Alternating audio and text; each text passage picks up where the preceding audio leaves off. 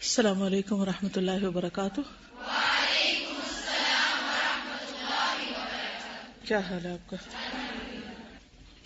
نحمده ونصلی علی رسولہ الکریم، اما بعد فاعوذ باللہ من الشیطان الرجیم، بسم اللہ الرحمن الرحیم، رب اشرح لی صدری ویسر لی امری واحلل عقدۃ من لسانی یفقہوا قولی۔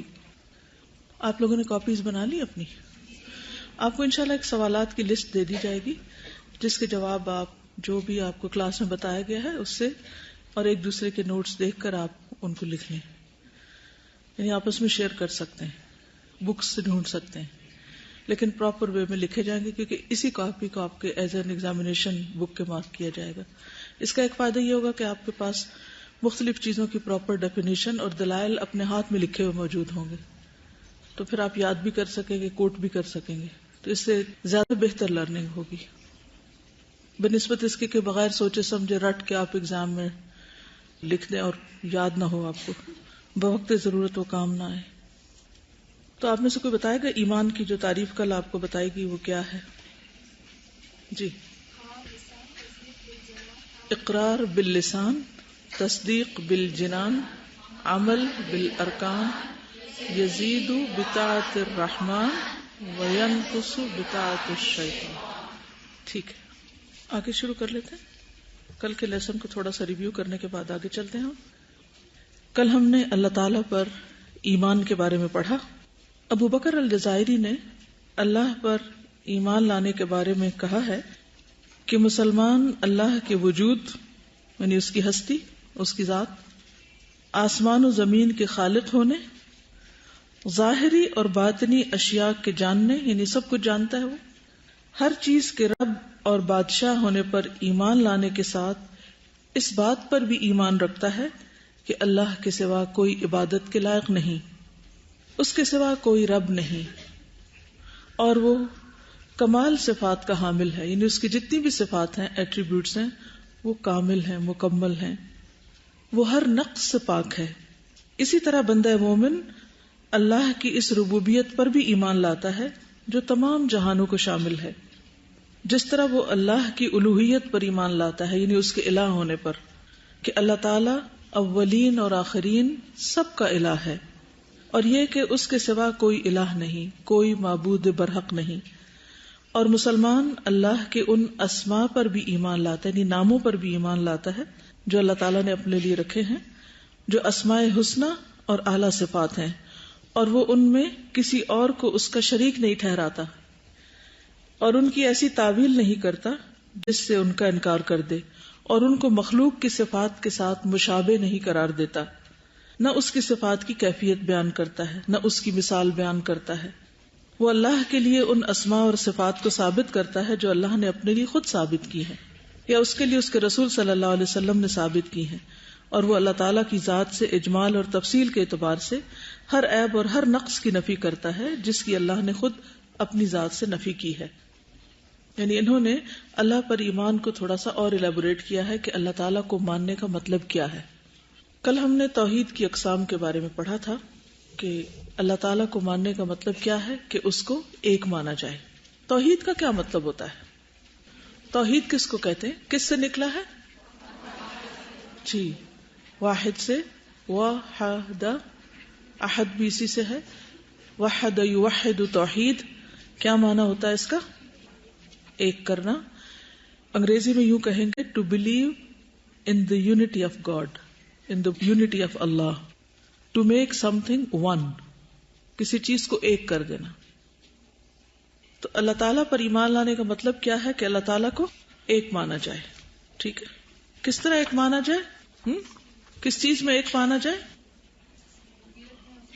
اس کے رب ہونے میں، اس کے الہ ہونے میں، اور اس کے اسماء اور صفات میں۔ ٹھیک ہے، تو وحد یوحد توحید کا معنی ہوا کسی چیز کو ایک بنانا، اور مراد اس سے کیا ہے کہ اللہ تعالی کو اس کی ذات، صفات، الہ ہونے کے اعتبار سے ایک مانا جائے، یعنی اللہ تعالیٰ کو ایسی صفات میں اکیلا ماننا جو اسی کے لیے خاص ہیں، ربوبیت، الوہیت، اسماء اور صفات میں یکتا ماننا کہ کوئی اس کے برابر ہے ہی نہیں۔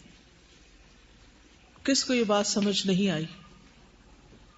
کیا اللہ کے علاوہ کوئی اور رب ہے؟ نہیں. کوئی اور الہ ہے؟ نہیں. کوئی اور اس کی صفات میں اس کی طرح شریک ہے؟ نہیں. یہی توحید ہے. ٹھیک ہے. اللہ سبحانہ و تعالیٰ کو اکیلا خالق، مالک اور مدبر ماننا، یہ توحید ربوبیت ہے. کیا ہے توحید ربوبیت؟ اللہ تعالیٰ کو خالق، مالک، مدبر ہونے میں اکیلا ماننا کہ بس وہ ایک ہی ہے. دلیل کیا ہے؟ قرآن مجید میں آتا ہے اللہ خالق کل شیء وہو علی کل شیء وکیل، سورۃ الزمر آیت 62. اللہ ہی ہر چیز کا پیدا کرنے والا ہے اور وہی ہر چیز کا نگہبان ہے، ہر چیز کا نگران ہے. سورۃ فاطر آیت 3 میں آتا ہے هل من خالق غیر اللہ یرزقکم من السماء والارض لا الہ الا ہوا فانا تؤفکون. کیا اللہ کے سوا کوئی اور خالق بھی ہے؟ کوئی اور ہے جس نے آسمان بنایا ہو، جس نے زمین بنائی ہو؟ نہیں، اللہ ہی ہے. یرزقکم من السماء والارض، جو تم کو آسمان سے بھی رزق دیتا ہے اور زمین سے بھی رزق دیتا ہے. لا الہ الا ہو، اس کے سوا کوئی الہ نہیں. فانا تؤفکون، پھر تم کہاں سے دھوکہ کھا جاتے ہو؟ تو یہ دلیل ہے کس کی؟ اللہ کے رب ہونے کی، اللہ کی ربوبیت کی. اور پھر کیا جو پیدا کرے اور جو پیدا نہ کرے برابر ہو سکتے ہیں؟ افمن یخلق کمن لا یخلق افلا تذکرون، سورۃ النحل 17 میں آتا ہے کیا وہ جو سب کچھ پیدا کرتا ہے اس جیسا ہو سکتا ہے جو کچھ بھی پیدا نہیں کرتا؟ برابر ہو سکتے؟ نہیں ہو سکتے. تو پھر شرک کی تو جڑ ہی کٹ گئی. تو اللہ کی ربوبیت میں توحید کا مطلب کیا ہے؟ کہ صرف اسی کو خالق ماننا اور اس کے علاوہ ہر خالق کی نفی کرنا کہ کوئی اور ایسا ہے ہی نہیں. انسان کو کس نے پیدا کیا؟ اللہ نے. قرآن مجید سے کوئی دلیل یاد ہے آپ کو؟ خلق الانسان من علق. اوکے، اور یاد کیجیے. جی شاباش. اللہ خلقکم ثم رزقکم. گڈ. اور کوئی؟ لقد خلقنا الانسان فی احسن تقویم. اور یا ایھا الناس اعبدوا ربکم الذی خلقکم والذین من قبلکم. اور وما خلقت الجن والانس الا لیعبدون. جی آپ سورۃ آل عمران میں آتا ہے هو الذی یصورکم فی الارحام کیف یشاء لا الہ الا ہو.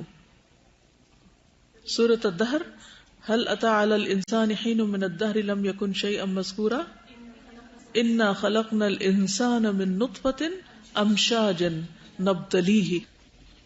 تو بے شمار آیات ایسی ہیں کہ جس سے پتہ چلتا ہے کہ انسان کو پیدا کرنے والا اللہ ہے، کوئی اور ایسا ہے ہی نہیں، کوئی طریقہ ہی نہیں.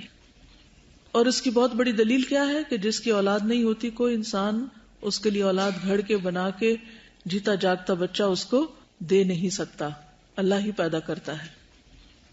تو یہ صرف اسی کا کمال ہے، یعنی کہ یہ اسی کی طرف ہم منسوب کریں گے کہ وہی ہر چیز کا خالق ہے اور وہی ہمارا خالق ہے. پھر اللہ ہی مالک ہے، اس کی کوئی دلیل؟ مالک بھی وہی ہے، خالق وہ ہے تو مالک بھی وہی، کیونکہ توحید ربوبیت میں صرف وہ مالک ہے. اس کی دلیل مالک یوم الدین. اور شابش لہو ما فی السماوات وما فی الارض، اس سے بھی اس کی ملکیت ثابت ہوتی. تبارک الذی بیدہ الملک وہو علی کل شیء قدیر. اللہم مالک الملک تؤتی الملک من تشاء وتنزع الملک ممن تشاء فسبحان الذی بیدہ ملکوت کل شیء. اس میں سب چیزیں آ گئی اب اول آخر. فسبحان الذی بیدہ ملکوت کل شیء والیہ ترجعون. یہ کہاں آتا ہے؟ سورۃ یاسین میں. جی آپ قل اعوذ برب الناس ملک الناس الہ الناس. تو وہاں رب بھی ہے، ملک بھی ہے. پھر اسی طرح حدیث میں آتا ہے رسول اللہ صلی اللہ علیہ وسلم نے فرمایا اللہ تعالیٰ کا ہاتھ بھرا ہوا ہے، اسے رات دن کی بخشش بھی کم نہیں کرتی. آپ نے فرمایا کیا تمہیں معلوم ہے کہ جب سے اس نے آسمان و زمین پیدا کیے ہیں اس نے کتنا خرچ کیا ہے؟ اس نے بھی اس میں کوئی کمی پیدا نہیں کی جو اس کے ہاتھ میں ہے، یعنی اس سے بھی جو کچھ اس نے خرچ کیا کچھ بھی کم نہیں ہوا، پھر بھی بھرا ہوا ہے، یعنی اللہ کے ہاتھ بھرے ہوئے ہیں جب سے اس نے سب کچھ پیدا کیا، جب سے سب کو دے رہا ہے۔ تھوڑی دیر کے لیے آپ سوچئے، جب ہم کہتے ہیں کہ اللہ ہی ہر چیز کا رب ہے، اور رب کا معنی آپ کو معلوم ہے کیا ہے؟ رب کس کو کہتے ہیں؟ پالنے والا، اور تین بڑے معنی تو وہ ایک ٹیکنیکل ہیں ہی، لیکن ذرے سے کمال تک پہنچانے والا، وہ ہستی، وہ ذات جو مسلسل ہر آن ہر وقت ہر ایک کو فائدہ مند چیز عطا کرتی۔ اس کو سوچئے ذرا، جو میں نے کہا ہے، کیا کہا ہے میں نے؟ وہ ذات جو ہر آن ہر وقت ہر ایک کو فائدہ مند چیزیں دے رہا ہے، وہ رب ہوتا ہے۔ رب وہ جو ہر آن ہر ایک کو ہر وقت فائدہ مند چیزیں دے رہا ہے۔ اس کو محسوس تو کریں، اسٹیٹمنٹ کو ذرا، ہر وقت دے رہا ہے، ہر ایک کو دے رہا ہے۔ ہر ایک میں کیا کیا آتا ہے؟ ہم سب لینے والے ہیں، اور ہر وقت لے رہے ہیں، اور جب سے پیدا کیا دیے چلے جا رہا ہے، اور پھر بھی اس کے ہاتھ بھرے ہوئے ہیں، اس کے دینے میں کوئی کمی واقعی نہیں ہو رہی۔ اور کیا دے رہا ہے؟ فائدہ مند چیزیں دے رہا ہے۔ میں تو صبح جب اس بات پر، یعنی رب کی جب میں ڈیفینیشن پڑھ رہی تھی اور دیکھ رہی تھی، تو مجھے ایسا لگ رہا تھا کہ جیسے آسمان سے لے کے زمین تک، اور سمندروں کے اندر، اور زمین کی تہوں میں، اور مٹی میں، اور کیڑے مکوڑے سے لے کر بڑے بڑے جانور اور جن، فرشتے، انسان، وہ ساری مخلوقات جن کو ہم جانتے ہیں اور وہ جن کو ہم جانتے بھی نہیں، وہ ہر وقت اللہ سے لے رہے ہیں، سب کو دے رہا ہے کوئی ایسا؟ ذرا امیجن تو کریں اس بات کو، روح کانپ اٹھتی ہے، کتنی بڑی ہستی ہے ہمارا رب۔ اپنے بارے میں سوچیے، ہم ہر وقت کیا لے رہے ہیں؟ کچھ لے رہے ہیں، سانس ہی جو لے رہے ہیں، اس کے علاوہ بھی بہت کچھ، یعنی ہر ایک کو فائدہ پہنچا رہا ہے، ہر ایک کو ہر وقت فائدہ پہنچا رہا ہے۔ ذرا سوچیے اس بات کو، تبھی تو ہر چیز قائم ہے۔ اگر وہ ہاتھ کھینچ لے تو کچھ باقی رہے؟ کچھ زندہ رہے؟ کچھ بھی نہ رہے۔ آسمان و زمین کو تھامے ہوئے ہے، ایک ایک ذرہ اس کا محتاج ہے۔ انسان مر جاتے ہیں، چلے جاتے ہیں، کوئی چیز رکتی ہے؟ تو انسان تو نہیں چلاتے نا، کون چلا رہا ہے؟ تو پھر اسی کو معبود ہونا چاہیے نا، اسی کی عبادت ہونی چاہیے نا۔ اللہ تعالیٰ کا ہاتھ بھرا ہوا ہے، ید اللہ ملآ، اسے رات دن کی بخشش کم نہیں کرتی، دن رات دیتا ہے پھر بھی کم نہیں ہوتا۔ وہ کتنا خرچ کر چکا ہے، کتنا دے چکا ہے، اندازہ نہیں کر سکتے، پھر بھی کچھ ختم نہیں ہوتا۔ تو وہ رب ہوتا ہے۔ ہم عام طور پہ پروردگار نہ مطلب سمجھتے ہیں، نہ جانتے ہیں پروردگار کیا مطلب ہے اس کا، کیا کہتے ہیں پروردگار، سمجھتے نہیں کیا کہہ رہے ہیں، یا لارڈ کہہ دیتے ہیں، کتنے محدود ترجمے کرتے ہیں ہم، اور اس میں کوئی روح بھی نہیں آتی، یا صرف کہتے پرورش کرنے والا۔ اب پرورش میں بھی کتنی چھوٹی سی بات لگتی ہے نا، پرورش بھی۔ تو کیا ہے وہ ہستی؟ مسلسل فائدہ پہنچا رہا ہے، اور ہر ایک کو پہنچا رہا ہے، وہ اپنے ماننے والوں کو بھی، اور جو اس کو مانتے نہیں، چاہے کوئی کافر ہے اس کو بھی رزق دے رہا ہے، چاہے اس کے وجود کا انکار کرتا اس کو بھی دے رہا ہے، ہر ایک کو فائدہ پہنچا رہا ہے۔ وہی ہے ہمارا رب۔ باپ کے لیے عربی میں استعمال ہوتا ہے لفظ رب البیت، گھر کا رب، گھر کا مالک، مالک کے معنوں میں استعمال ہوتا ہے عام طور پہ۔ کیوں؟ کیونکہ وہ پرووائڈر ہے، باپ کی ذمہ داری ہے پرووائڈ کرنا۔ لیکن جو رب العالمین ہے اس کے ساتھ کیا مقابلہ، کہاں سے مقابلہ؟ کوئی شرک کی گنجائش بھی رہتی ہے کہیں کہ انسان کسی کو کسی بھی درجے میں شریک کرے، کسی بھی چیز کو، چاہے کوئی جن ہو، فرشتہ ہو، انسان ہو، کوئی بھی ہو، کوئی ہے مناسبت، کوئی ریشو ہے مخلوق کا اور خالق کا، لینے والوں کا اور دینے والے کا؟ ہم کیا اون کرتے ہیں؟ اور جو کچھ اون کرتے ہیں وہ ختم ہو جاتا ہے، اور اس کا تو دیا وہ کبھی ختم ہی نہیں ہو رہا۔ تو اس احساس کے ساتھ توحید ربوبیت کو سمجھیں، اس کے رب ہونے کو، کہ وہی میرا رب ہے، بس اللہ ربی لا اشرک بہ شیئا. اسی لیے وہی اس لائق ہے کہ اس کو الہ مانا جائے، اس کی عبادت کی جائے. وہ حدیث قدسی بھی یاد کر لیں. اللہ تعالیٰ فرماتے ہیں، اے میرے بندو، میں نے اپنے اوپر ظلم کو حرام قرار دیا ہے اور میں نے تمہارے درمیان بھی ظلم کو حرام قرار دیا ہے، تو تم ایک دوسرے پر ظلم نہ کرو. اے میرے بندو، تم سب گمراہ ہو سوائے اس کے جسے میں ہدایت دوں، تو مجھ سے ہدایت مانگو، میں تمہیں ہدایت دوں گا. اے میرے بندو، تم سب بھوکے ہو سوائے اس کے جسے میں کھلاؤں، تو مجھ سے مانگو، میں تمہیں کھلاؤں گا. اے میرے بندو، تم سب بے لباس ہو سوائے اس کے جسے میں پہناؤں، تم سب مجھ سے لباس مانگو، میں تمہیں لباس پہناؤں گا. اے میرے بندو، تم سب دن رات گناہ کرتے ہو اور میں سارے گناہوں کو بخشتا ہوں، تو تم مجھ سے بخشش مانگو، میں تمہیں بخش دوں گا. اے میرے بندو، تم مجھے ہرگز نقصان نہیں پہنچا سکتے اور نہ ہی ہرگز مجھے کوئی نفع پہنچا سکتے ہو. اے میرے بندو، اگر تم سب اولین و آخرین، جن و انس، اس آدمی کے دل کی طرح ہو جاؤ جو سب سے زیادہ تقوی والا ہے، تو بھی تم میری سلطنت میں کچھ بھی اضافہ نہیں کر سکتے. اور اگر سب اولین و آخرین اور جن و انس اس ایک آدمی کی طرح ہو جاؤ کہ جو سب سے زیادہ بدکار ہے، تو پھر بھی تم میری سلطنت میں کچھ کمی نہیں کر سکتے. اے میرے بندو، اگر تم سب اولین و آخرین اور جن و انس ایک صاف چٹیل میدان میں کھڑے ہو کر مجھ سے مانگنے لگو اور میں ہر انسان کو جو بھی وہ مانگے اسے عطا کر دوں، تو میرے خزانوں میں اس قدر بھی کمی نہیں ہوگی جتنا سمندر میں سوئی ڈال کر نکالنے سے. یہ ہے رب. ہے کوئی ایسا جو سب کو کھلائے؟ بڑے سے بڑے سخی جو دنیا میں گزرے ہیں، انہوں نے کتنا کو کھلایا؟ بتائیے نا. اپنی زندگی میں چند انسانوں کو جن کی تعداد گنی جا سکتی. پھر عقل، دل، روح، شعور گوارا بھی کیسے کرتا ہے کہ کسی بھی اور کو اس کے برابر قرار دیا جائے؟ صرف اسی کو کیوں نہ رب مانا جائے؟ اور ہماری بھی عقل کی کتنی کوتاہی اور کمی ہے کہ ہم انسانوں کو اپنا رازق مان لیتے ہیں، اور اگر کسی انسان کی طرف سے کسی خیر کے پہنچنے میں کوئی کمی واقع ہو جائے تو ہم پریشان ہو جاتے ہیں کہ اگر وہ مجھ سے ناراض ہو گیا تو اس کا فیض پہنچنا ختم ہو جائے گا، تو پھر میرا بنے گا کیا؟ یہی پریشانی ہے نا ہم کو. اور کیا پریشانی ہے؟ کس بات کے غم ہے؟ جبکہ اللہ کیا چاہتا ہے ہم سے؟ ایاک نعبد و ایاک نستعین. اسی کی عبادت کریں، اسی کی بندگی کریں اور اسی سے مانگیں، اور وہ سب دے گا. جس کے ہاتھ کبھی خالی ہوتے ہی نہیں، اس پہ توکل کرنا چاہیے، اس سے امید رکھنی چاہیے، یا وہ جو خود خالی ہاتھ اور مانگتے ہی رہتے ہیں.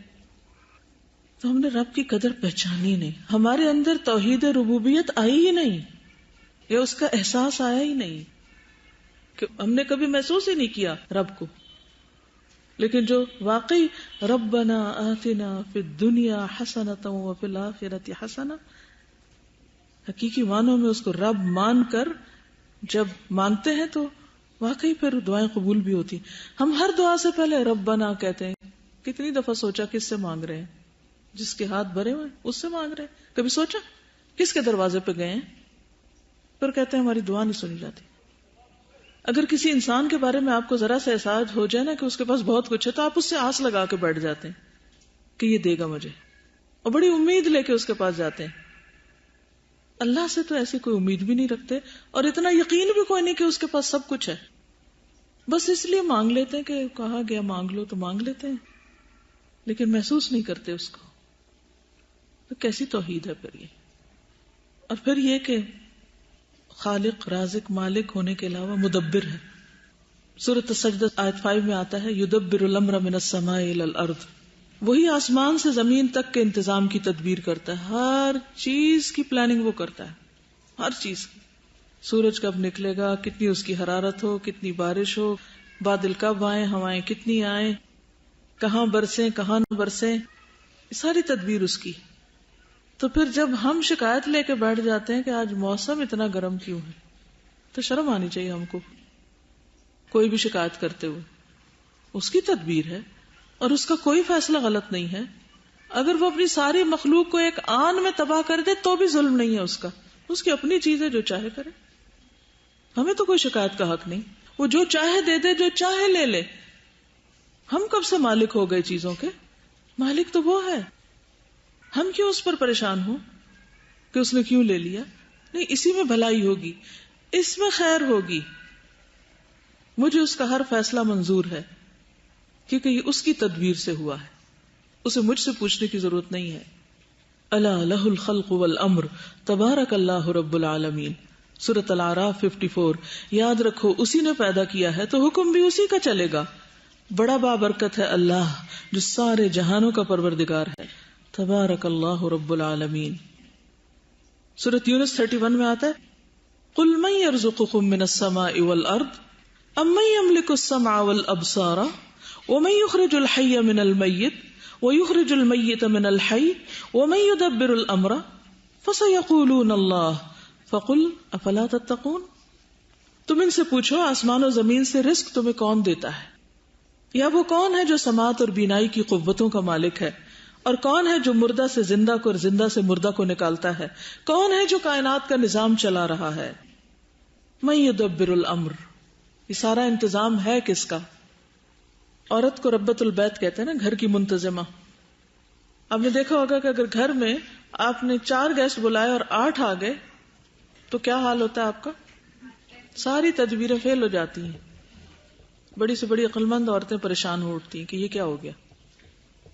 اور یہاں پوری کائنات کی تنظیم، اور ہر ایک کا کھانا الگ ہے، چیونٹی الگ کھاتی ہے، ہاتھی الگ کھاتا ہے، گائے بھینس کا کھانا الگ ہے، بلی کتے کا الگ ہے، چڑیا پرندے کا الگ ہے، ہر ایک کی چوائس الگ ہے، اور ہر ایک کے لیے رزق کا انتظام ہے۔ کتنا بڑا انتظام ہے، کتنی بڑی حکومت ہے اس کی، یعنی انسان کی عقل تو اس کا احاطہ بھی نہیں کر سکتی۔ وَلَا يُحِيطُونَ بِشَيْءٍ مِّنْ عِلْمِهِ إِلَّا بِمَا شَاءَ، اور پھر بھی اس سے متاثر نہیں۔ ہر دنیا میں چھوٹی چھوٹی تنظیموں کی، چھوٹی چھوٹی مینجمنٹ کے اتنے ہم تعریفوں کے پل باندھ دیتے ہیں، کیا کمال کر دیا فلاں نے، کیا کر دیا۔ اللہ کا کمال نظر نہیں آتا، بندوں کے ہی کمال سارے نظر آتے ہیں۔ کبھی اللہ کی بھی ایسی تعریف کر دیں، سوچے نا ہم۔ پھر آپ دیکھیں کہ مختلف چیزوں کا انتظام کس طرح کرتا ہے۔ رسول اللہ صلی اللہ علیہ وسلم نے فرمایا جب نطفہ پر 42 راتیں گزر جاتی ہیں تو اللہ تعالیٰ اس کی طرف ایک فرشتہ بھیجتے ہیں جو اس کی صورت بناتا ہے، اس کے کان، آنکھیں اور جلد، گوشت اور ہڈیاں بناتا ہے۔ پھر عرض کرتا ہے اے رب یہ مذکر ہے یا مؤنث؟ بس تیرا رب جو چاہتا ہے فیصلہ کرتا ہے، فرشتہ لکھ لیتا ہے۔ پھر فرشتہ عرض کرتا ہے اے رب اس کی عمر؟ تو تیرا رب جو چاہتا ہے حکم دیتا ہے، فرشتہ لکھ لیتا ہے۔ پھر وہ عرض کرتا ہے اے رب اس کا رزق؟ تیرا رب جو چاہتا ہے حکم دیتا ہے اور فرشتہ لکھ لیتا ہے۔ پھر فرشتہ وہ کتاب اپنے ہاتھ میں لے کر نکل جاتا ہے، اور نہ کوئی زیادتی کرتا ہے اور نہ کبھی، مگر وہ جو اسے حکم دیا گیا۔ یعنی ایک ایک چیز کی باقاعدہ پلاننگ ہوتی ہے، لکھا جاتا ہے کہ یہ چیز کیسے کام کرے، ہر ایک کا مینول ہوتا ہے، ریٹن انسٹرکشنز ہیں۔ پھر اسی طرح قیامت تک کے ہونے والے معاملات کی تدبیر کب ہوئی تھی، تقدیر کب لکھی گئی تھی؟ سب سے پہلی چیز کیا پیدا کی گئی؟ قلم۔ اسے کہا گیا لکھو، کہا کیا لکھوں؟ کیا کہا گیا؟ قیامت تک جو کچھ ہونے والا ہے۔ تو جب اللہ ہی خالق ہے، اللہ ہی رب ہے، خالق مالک مدبر ہے، تو پھر اسی کا حق ہے کہ وہ الہ ہو۔ تو اس لیے ہم کس پر یقین رکھتے ہیں؟ توحید الوہیت پر۔ توحید الوہیت کیا ہے؟ اللہ سبحانہ وتعالی کو یکتا معبود ماننا، ایک معبود ماننا۔ ایک اور یکتا میں تھوڑا سا فرق ہے۔ یکتا کا مطلب ہے the only one, no one else, احد کے معنوں میں۔ ایک ہوتا نا واحد اور ایک ہوتا احد۔ اس کا اللہ تعالیٰ نے بار بار حکم دیا ہے وَاعْبُدُوا اللَّهَ وَلَا تُشْرِكُوا بِهِ شَيْئًا، اور تمام پیغمبر جو بھیجے گئے ان سب کو یہی کہا گیا، پیچھے اس کی دلائل آپ پڑھ چکے ہیں۔ الوہیت کا لفظ کس سے نکلا ہے؟ الہ سے۔ الہ کا کیا معنی ہوتا ہے؟ الہ الہ سے ہے، الہ ولہ، پھر الف اور واو میں تبدیلی آتی رہتی ہے، سوئچ اوور ہوتا رہتا ہے۔ تو الہ وہ ہوتا ہے جو کرنے والا ہوتا ہے، جو کچھ کرے، ڈوئر۔ تو ہر چیز چونکہ کر وہ رہا ہے اس لیے عبادت بھی اسی کی ہونی چاہیے۔ اور الہ کے معنوں میں جو حیران کر دے، اور یعنی جس کی قدرت کا انسان اعتراف کرے اور اس کے آگے سر جھکا دے، لمبی چوڑی تفصیلات ہیں اس کے لٹرل میننگ میں۔ تو ہم اس کو کس طرح بیان کرتے ہیں؟ توحید الوہیت کو بیان کیسے کیا جاتا ہے؟ اس کے لیے کیا سٹیٹمنٹ ہے؟ کیا بولتے ہیں ہم؟ لا الہ الا اللہ، لا الہ الا اللہ۔ یہ کس نے سکھایا تھا؟ یہ کس نے بتایا لا الہ الا اللہ پڑھنا، یہ کہنا؟ خود اللہ تعالیٰ نے۔ کس کے ذریعے؟ پیغمبروں کے ذریعے۔ ہر پیغمبر جو آیا اس نے کیا کہا؟ وما ارسلنا من قبلک من رسول الا نوحی الیہ انہ لا الہ الا انا فاعبدون. سورۃ الانبیاء آیت 25. تم سے پہلے ہم نے جو بھی رسول بھیجا اس کی طرف وحی کی کہ میرے سوا کوئی الہ نہیں، لہٰذا صرف میری ہی عبادت کرو. تو الہ کہتے ہیں معبود کو، وہ جس کی ورشپ کی جائے، وہ جس کی عبادت کی جائے، وہ جو عبادت کے لائق ہو، مستحق ہو. یہ جو کلمہ ہے نا لا الہ الا اللہ، یہ بہت ہی زبردست کلمہ ہے. ایک روایت میں آتا ہے کہ موسیٰ علیہ السلام نے اللہ تعالیٰ سے عرض کی کہ اللہ تعالیٰ مجھے کوئی ایسی چیز بتائیے کہ جس کے ساتھ میں تجھ کو پکاروں، میں تجھ سے مانگوں. تو اللہ تعالیٰ نے لا الہ الا اللہ بتایا. تو موسیٰ علیہ السلام کہتے ہیں کہ یہ تو ہر کوئی کہتا ہے، یعنی ہر ایک لا الہ الا اللہ پڑھتا ہے، ساری کائنات لا الہ الا اللہ کہہ رہی ہے. یعنی کوئی اور چیز ہو، جیسے عام طور پر لوگ آپ سے پوچھتے ہیں مجھے کچھ بتائیے، میری یہ پریشانی ہے، میں کیا پڑھوں. جب آپ بتاتے ہیں کہتے ہیں تو میں پہلے ہی پڑھتی ہوں، کچھ اور بتائیے. تو صرف نئی چیزیں جاننا ہی علم نہیں ہوتا، جو جانی ہوئی چیزیں ان کو بھی نیا کیا جا سکتا ہے ان کے معنی سمجھ کر. تو اللہ تعالیٰ نے فرمایا کہ 7 آسمان اور 7 زمینیں اگر ایک پلڑے میں رکھ دی جائیں اور دوسرے میں صرف یہ سٹیٹمنٹ لا الہ الا اللہ، تو لا الہ الا اللہ کا پلڑا جھک جائے گا. یہ اتنا وزنی کلمہ ہے، یہ اتنی بڑی بات ہے. یعنی دنیا میں جتنی بھی باتیں ہو سکتی، انسان اپنے منہ سے جو کچھ بھی نکالتا ہے، کچھ بھی جو آپ کہتے ہیں، کچھ بھی جو آپ بولتے ہیں، اس میں سب سے وزنی بات، سب سے بہترین بات، سب سے افضل الذکر جو آپ بولتے ہیں وہ لا الہ الا اللہ ہے. لیکن کیا ہم نے کبھی محسوس کیا کہ جو کچھ ہم کہہ رہے ہیں یہ واقعی بہت بڑا ہے، واقعی وزنی ہے، واقعی اس کا کوئی معنی ہے، واقعی اس سے دکھ درد دور ہو سکتے ہیں؟ اور پھر اس کو صرف زبان سے بولا نہ جائے، اس کو محسوس بھی کیا جائے. بولیے اپنے دل میں اور سوچیے، کیونکہ اللہ نے ہمیں پیدا ہی اس لیے کیا نا، اپنی عبادت کے لیے. تو جب ہم یہ اقرار کر لیتے ہیں، جب ہم یہ سٹیٹمنٹ بول دیتے ہیں اور سچے دل سے بولتے ہیں، تو پھر اس کلمے کا نہ صرف یہ کہ یہ انسان کے میزان میں سب سے بھاری نیکی ہوگی، بلکہ اس کے ذریعے انسان کی بخشش ہوگی. یعنی اگر انسان کے پاس اور کوئی نیکی نہیں نا سوائے اس کے، تو صرف اس ایک چیز کی گواہی کے ساتھ وہ جنت میں داخل ہو سکتا ہے. اور وہ روایات میں آپ نے پڑھا نا کہ ایک شخص آیا اور اس نے پوچھا کہ پہلے میں توحید کا اقرار کروں یا پہلے میں جنگ میں حصہ لوں؟ تو آپ نے کیا فرمایا؟ پہلے توحید کا اقرار کرو. اور جب اس نے اقرار کیا اور وہ شہید ہو گیا، ایک بھی عمل نہیں اور کوئی اس نے کیا تھا، نہ نماز پڑھی تھی، نہ روزہ، نہ زکوٰۃ، نہ حج، کچھ بھی نہیں. لا الہ الا اللہ کہا اور پھر جا کے جان دے دی، بات ختم. تو یہ ایک کلمہ کو معمولی کلمہ نہیں، بہت ہی اہم چیز ہے. لیکن ہمیں اس کی ویلیو نہیں معلوم، کیونکہ ہمیں اس کا معنی ہی نہیں آتا. اس میں اصل میں ہم کہتے کیا ہیں کہ اللہ کے سوا میں کسی کو بھی عبادت کے لائق نہیں سمجھتی. تو عبادت کیا ہے؟ اب عبادت کا معنی آنا چاہیے. جب تک عبادت کا معنی نہیں آئے گا تو لا الہ الا اللہ کہنا بھی پھر بے روح ہی رہے گا. تو کیا معنی ہے عبادت کا؟ دیکھیے، لا الہ الا اللہ جو ہے، جب ہم کہتے ہیں کہ اللہ کے سوا میری عبادت کے لائق کوئی نہیں، تو گویا ہم اپنا پرپز آف لائف فلفل کر رہے ہوتے ہیں، زندگی کا مقصد. ٹھیک ہے؟ کیونکہ اللہ تعالیٰ نے ہمیں اپنی عبادت کے لیے پیدا کیا، تو ہم کہتے ہیں کہ اللہ ہم صرف آپ ہی کی عبادت کریں گے. وما خلقت الجن والانس الا لیعبدون. ٹھیک ہے؟ تو ہم اقرار کر رہے ہیں باللسان کیا کہ ہم واقعی اللہ کی عبادت کریں گے. ایاک نعبد و ایاک نستعین. پیغمبروں کی بعثت بھی اسی مقصد کے لیے تھی. ہر پیغمبر کو یہی بات کہہ کے بھیجی گئی کہ لوگوں کو لا الہ الا اللہ سکھاؤ. نبی صلی اللہ علیہ وسلم کی دعوت کا پہلا پوائنٹ کیا تھا؟ یا ایھا الناس قولوا لا الہ الا اللہ تفلحوا. کتابوں کے بھیجے جانے کا مقصد کیا تھا؟ جتنی بھی کتابیں آئیں انہوں نے سب سے پہلا سبق کیا دیا؟ تو خود قرآن مجید میں جو پہلی کمانڈنگ سٹیٹمنٹ ہے، حکم ہے، امر ہے، وہ کیا ہے؟ یا ایھا الناس اعبدوا ربکم. اے لوگو اپنے رب کی عبادت کرو. یعنی پہلا حکم جو ملتا ہے. ویسے 2 طرح کے ہوتے ہیں نا، ایک انشاء اور ایک خبر ہوتی. گرامر میں 2 طرح کی چیزیں ہوتی نا. تو اب آپ دیکھیے کہ یہ جو پہلا حکم ہمیں دیا گیا ہے، اگر سورۃ الفاتحہ پہلے آپ پڑھیں، پھر اس کے بعد سورۃ البقرہ آپ پڑھیں، تو اس میں ساری چیزیں مومنوں کی صفات، منافقین کی، کفار کی بیان کرنے کے بعد جو پہلا کرنے کا کام بتایا گیا وہ کیا تھا؟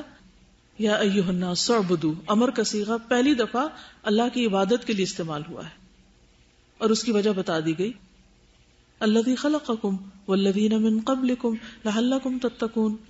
پھر آپ دیکھیے کہ یہی کلمہ مسلم اور کافر میں، مسلم اور نان مسلم میں فرق پیدا کر دیتا ہے، اس کا پڑھنے والا اور نہ پڑھنے والا برابر نہیں ہوتے۔ اسی سے ہمیں اللہ تعالیٰ کے حقوق پتہ چلتے ہیں کہ اللہ کا بندے پر سب سے پہلا حق کیا ہے، کہ صرف اسی کی عبادت کی جائے اور اس کے ساتھ کسی کو شریک نہ کیا جائے، اور یہی کلمہ انسان کی مغفرت کا ذریعہ بنتا ہے۔ تو لا الہ الا اللہ یعنی توحید الوہیت جو ہے، اس کو سمجھنا اور اس پر عمل کرنا بے حد ضروری ہے۔ سورۃ المائدہ میں آتا ہے، مسیح علیہ السلام نے کہا تھا، یا بنی اسرائیل اعبدوا اللہ ربی وربکم انہ من یشرک باللہ فقد حرم اللہ علیہ الجنہ ومأواہ النار وما للظالمین من انصار۔ مسیح علیہ السلام نے کہا، اے بنی اسرائیل، اللہ کی عبادت کرو۔ حالانکہ بنی اسرائیل پہلے سے مسلمان تھے، لیکن پھر ان کا ایمان تازہ کیا گیا، ان کو پھر ان کا سبق یاد کرایا گیا۔ کون ہے اللہ؟ کس کی عبادت؟ جو میرا رب بھی ہے اور تمہارا رب بھی، یعنی عیسیٰ علیہ السلام نے خود کو رب نہیں بتایا، خود کو الہ نہیں بتایا، کیونکہ جو شخص اللہ سے شرک کرتا ہے اللہ نے اس پر جنت حرام کر دی۔ یعنی اگر کسی کی ذات، کسی انسان کے اندر توحید الوہیت نہیں تو اس پر جنت حرام ہے اور اس کا ٹھکانہ دوزخ ہے، اور ظالموں کا کوئی بھی مددگار نہ ہوگا۔ اب آپ دیکھیے کہ مشرکین مکہ اللہ کو رب تو مانتے تھے، الہ نہیں مانتے تھے، اور صرف ایک الہ نہیں مانتے تھے۔ تو یہ توحید کے اندر سب سے کور میسج ہے، یعنی توحید ربوبیت کثیر لوگوں کے اندر ہو سکتی، لیکن توحید الوہیت یہ اصل فرق کرتی۔ کل میں نے انسانوں کی 3 قسمیں بتائی تھیں، تو وہ اسی ایک کلمے کی بنیاد پر باقی سب سے الگ ہو جاتے ہیں۔ جو انسان اس کو زبان سے بول دیتا ہے اور دل سے اس کا یقین کر لیتا ہے، تو پھر وہ دنیا کے ہر دوسرے انسان سے مختلف ہو جاتا ہے جو اس پر یقین نہیں رکھتا۔ اس پر انشاءاللہ میں مزید اس کی تفصیل آگے جا کے بتاؤں گی، لا الہ الا اللہ کی، لیکن چونکہ ہم پوری توحید کی بات کر رہے ہیں اوور آل، تو توحید اسماء و صفات کو تھوڑا سا اور سمجھ لیجئے۔ کل بھی اس پہ بات ہوئی تھی، تھوڑی سی وضاحت اور اس کی کرنا چاہوں گی کیونکہ ذرا سا ٹرکی ہے۔ توحید اسماء اور صفات، اسماء کس کے اسماء؟ اسماء کا مطلب کیا ہے؟ نام۔ کس کے نام؟ کس نے رکھے؟ وہ اللہ تعالیٰ نے خود رکھے، ٹھیک ہے۔ اور صفات اللہ تعالیٰ کے ایٹریبیوٹس، اللہ تعالیٰ کی صفتیں، ان میں بھی اللہ کو یکتا ماننا ضروری ہے کہ اس میں بھی کوئی شریک نہیں۔ اللہ تعالیٰ کو اکیلا ماننا ان صفات کے لیے جن کے ساتھ اللہ نے اپنا نام رکھا، یہ ہے توحید اسماء و صفات۔ اور اپنی کتاب میں اپنی ذات کو ان کے ساتھ متصف کیا، اور ان صفات کو ایسی چیز سے ثابت کرنا جس میں نہ تحریف ہو نہ تعطیل ہو۔ تحریف کیا ہوتی ہے؟ قرآن مجید میں پڑھا آپ نے؟ کسی چیز کو اس کے اصل معنی سے، کانٹیکسٹ سے ہٹا کر اس میں تبدیلی پیدا کر دینا، تبدیلی لانا، غلط مطلب پہنانا، دونوں چیزیں ہوتی ہیں۔ مثلا ہم کہتے ہیں ید اللہ، اللہ کا ہاتھ، تو کچھ لوگ اللہ کے ہاتھ کا انکار کرتے ہیں اور اس سے مراد لیتے ہیں اللہ کی طاقت اور قوت، تو یہ غلط ہو جاتا ہے، یہ تحریف ہو جاتی۔ اللہ کے ہاتھ کا مطلب کیا کہ واقعی اللہ کا ہاتھ ہے، یہ ہمیں نہیں پتا کیسا ہے۔ پھر اسی طرح نہ تعطیل ہو۔ تعطیل کیا ہے؟ صفات کا انکار کر دینا۔ مثلا یہ کہنا کہ اللہ تعالیٰ سمیع ہے بلا سمع، یعنی سنتا ہے مگر اللہ کے کان نہیں، یا دیکھتا ہے اور اللہ کی آنکھ نہیں، یعنی اللہ کے سننے کی یا دیکھنے کی قدرت کو مان کر اس کی صفت کا انکار کر دینا۔ پھر تمثیل، کہ اس جیسی صفات اوروں میں بھی ڈھونڈنا، کہ اللہ کے کان جیسا کان کسی اور کا ہے یا اللہ کے ہاتھ جیسا ہاتھ کسی اور کا ہے، تو یہ بھی نہیں ہونا چاہیے۔ جو صفات اللہ کی ہیں وہ صرف اللہ ہی کی ہیں۔ اللہ کی صفات کہاں سے پتہ چلیں گی؟ نمبر 1، جن سے اللہ تعالیٰ نے خود کو اپنی کتاب میں متصف کیا ہے، یعنی صفات بیان کی ہیں، یا پھر اس کے رسول محمد صلی اللہ علیہ وسلم نے احادیث میں بیان کیا ہے، جن میں ہم نہ کوئی تحریف کریں گے، نہ تعطیل کریں گے، نہ ان میں تکییف کریں گے نہ تمثیل کریں گے، بلکہ جیسے اللہ نے بیان کیا اس کو ویسے ہی مانیں گے، کیونکہ لیس کمثلہ شیء وہو السمیع البصیر۔ یہ 4 لفظ ان کا جاننا آپ کے لیے ضروری ہوگا، تب آپ توحید اسماء و صفات کو صحیح طور پر سمجھ پائیں گے۔ کیونکہ جتنے بھی فرقے بنے ہیں نا اسلامی تاریخ میں، اگر آپ دیکھیں تو انہی خرابیوں کی وجہ سے بنے ہیں۔ تحریف کا تو معنی آپ کو پتا ہے، ٹھیک ہے؟ تعطیل کیا ہوتا ہے؟ معطل کر دینا، کسی چیز کا انکار کر دینا۔ تکییف کیسے؟ مثلا اللہ کا ہاتھ ہے، کیسے؟ اللہ تعالیٰ عرش پر ہے تو کیسے؟ یعنی استوا کیسے؟ اور تمثیل اس کی مثال بیان کرنا، کسی مخلوق کے ساتھ اس کو مشابہ قرار دینا۔ یہ 4 چیزیں نہیں ہونی چاہیے۔ اگر ان میں سے کوئی بھی چیز ہو جائے تو انسان شرک کے دائرے میں داخل ہو جاتا ہے۔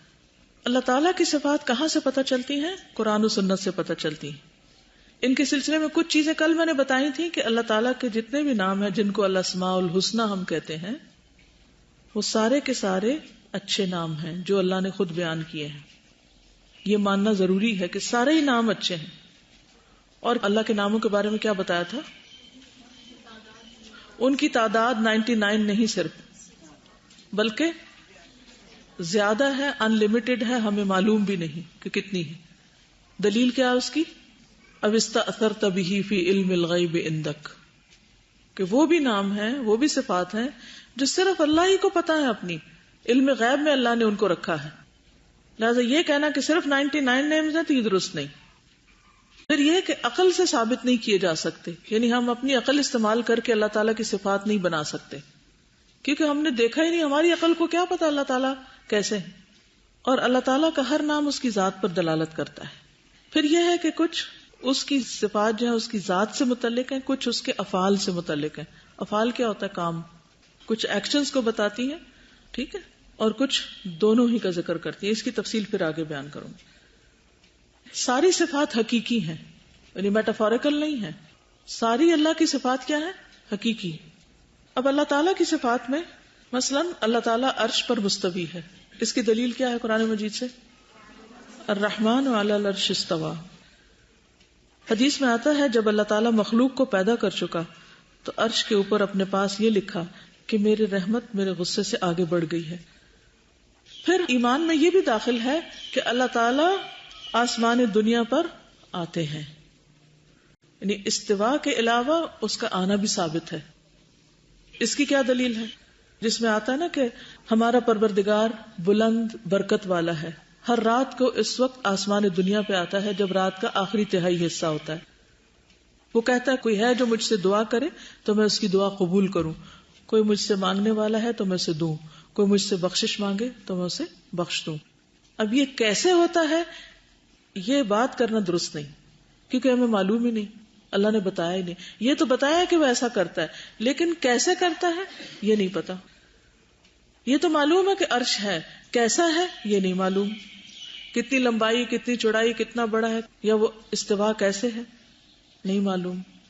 پھر اسی طرح اللہ تعالیٰ کو نہ نیند آتی ہے نہ اونگ آتی ہے۔ بہت سی صفات قرآن مجید میں بھی آتی ہیں، مثلا کوئی آیت پڑھی ہے جس کے آخر میں کوئی صفت ہو؟ سورۃ الفاتحہ ہی پڑھیے، الحمدللہ رب العالمین میں ربوبیت آ گئی، الرحمن الرحیم میں صفات آ گئی، اور مالک یوم الدین میں بھی صفات آ گئی، ایاک نعبد و ایاک نستعین میں کیا آ گیا؟ الوہیت آ گئی، یعنی عبادت کی بات آ گئی، ٹھیک ہے، جیسے سورۃ مریم کی وہ آیت آپ نے یاد کی ہے اس میں بھی۔ پھر آیت الکرسی میں اللہ تعالیٰ کا تعارف ہے، اللہ لا الہ الا ہو الحی القیوم لا تأخذہ سنۃ ولا نوم لہ ما فی السماوات وما فی الارض من ذا الذی یشفع عندہ الا بإذنہ یعلم ما بین ایدیہم وما خلفہم ولا یحیطون بشیء من علمہ الا بما شاء وسع کرسیہ السماوات والارض ولا یؤودہ حفظہما وہو العلی العظیم۔ اگر اس طرح آپ پڑھیں تو ساری صفات ایک کے بعد ایک آپ کے ذہن میں آتی چلی جائیں گی۔ آیت الکرسی آپ نے پہلے بھی پڑھی ہوئی ہے، روز پڑھتے ہیں، صبح شام پڑھتے ہیں، لیکن اللہ تعالیٰ کی صفات کو محسوس کرتے ہوئے، اس کی قدرت، اس کے علم، اس کی مشیت، اس کی حکمت، اس کی رحمت کو محسوس کرتے ہوئے اگر آپ ان کو پڑھیں گے تو آپ کی کیفیت ہی بدل جائے گی۔ تو عقیدہ پڑھنے کا اصل مقصد یہی ہے کہ ہمارا اللہ تعالیٰ کے ساتھ تعلق اور زیادہ مضبوط ہو جائے، یہ گرہ اور پکی ہو جائے. اسی طرح یہ کہ اللہ تعالیٰ نے جو اپنی صفات بیان کی ہیں ان میں سے کسی کا بھی ہم انکار نہیں کریں گے. جیسے مشرکین مکہ کرتے تھے، وَإِذَا قِيلَ لَهُمُ اسْجُدُوا لِلرَّحْمَنِ، تو وہ کیا کہتے قَالُوا وَمَا الرَّحْمَنُ، تو وہ صفات کا انکار کرتے تھے. ٹھیک ہے، أَنَسْجُدُ لِمَا تَأْمُرُنَا وَزَادَهُمْ نُفُورًا. تو مشرکین اللہ کی ربوبیت مانتے، الوہیت نہیں مانتے تھے، اور اس کے ساتھ ساتھ بعض صفات کا بھی انکار کرتے تھے. وَهُمْ يَكْفُرُونَ بِالرَّحْمَنِ، اور وہ رحمان کا انکار کرتے ہیں.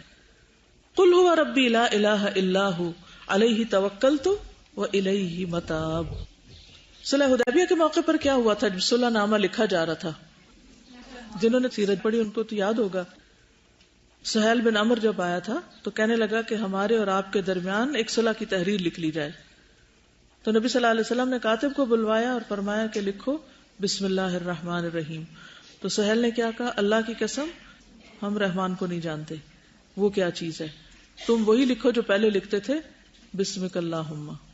تو بہت سے لوگ اللہ تعالی کو مانتے ہیں لیکن اس کی صفات کو نہیں مانتے، تو یہ بھی درست نہیں. بعض لوگ کہتے ہیں اللہ تعالیٰ نے میرے ساتھ انصاف نہیں کیا، یہ کہنا درست ہے؟ اس کا مطلب اللہ کی صفت عدل کا انکار کر رہے ہیں. میرے ساتھ بڑا ظلم ہو گیا، نہیں اللہ کی طرف منسوب کر کے کہتے ہیں. کیا یہ درست ہے؟ کیوں؟ اس لیے کہ اللہ تعالیٰ اپنے بندوں پر ظلم نہیں کرتا. اور کیا کہتے ہیں عام طور پر لوگ؟ میری دعا قبول نہیں کرتا اللہ، میری دعا نہیں قبول ہوتی. کیا اللہ تعالیٰ سمیع مجیب نہیں؟ جس کا مطلب انڈائریکٹلی ہم انکار کر رہے ہیں اللہ کی صفت کا. اور کیا ہوتا ہے معاشرے سے مثال لیں. ہاں، اگر کسی کا چھوٹا بچہ فوت ہو جائے تو کہتے ہیں اللہ تعالیٰ کو رحم نہیں آیا، تو اس کے رحمان اور رحیم ہونے کا انکار کر رہے ہیں. جب کلیمٹیز آتی ہیں اس وقت بھی ایسی باتیں کرتے ہیں.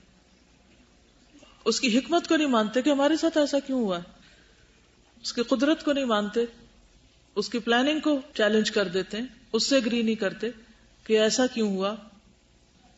تو پھر عقیدے میں خلل ہے نا ہمارے، تو اس کو درست کرنے کی ضرورت ہے، کیونکہ یہ سبب ہے، اس کی درستگی پر انحصار ہے جنت میں جانے کا، اس کی درستگی پر انحصار ہے بخشش کا، اس کی درستگی پر انحصار ہے کہ ہم اپنی زندگی کا مقصد پورا کریں.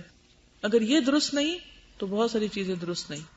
باقی اگر ٹوٹی پوٹی نمازیں پڑھ بھی لی، کچھ صدقہ خیرات کر بھی لیا، تو اگر اسی کو نہیں مانا جس نے یہ سب کچھ دیا اور جس کے حکم سے یہ سب کچھ کر رہے ہیں، تو پھر کیا کیا؟ پھر تو قبول نہیں. آپ نے فرمایا تھا نا کہ میری امت میں شرک اس طرح داخل ہو جائے گا جیسے سیاہ رات میں سیاہ پتھر پر سیاہ چونٹی. تو وہ یہی چیزیں تو ہیں کہ ہم بعض اوقات عقیدے کے منافی باتیں کر رہے ہوتے ہیں اور ہمیں خود بھی خبر نہیں ہوتی کہ ہم کر کیا رہے ہیں. اس لیے ایٹ لیسٹ اس چیز کو سمجھ تو لینا چاہیے کہ ہم بڑی خرابیوں سے بچ سکیں.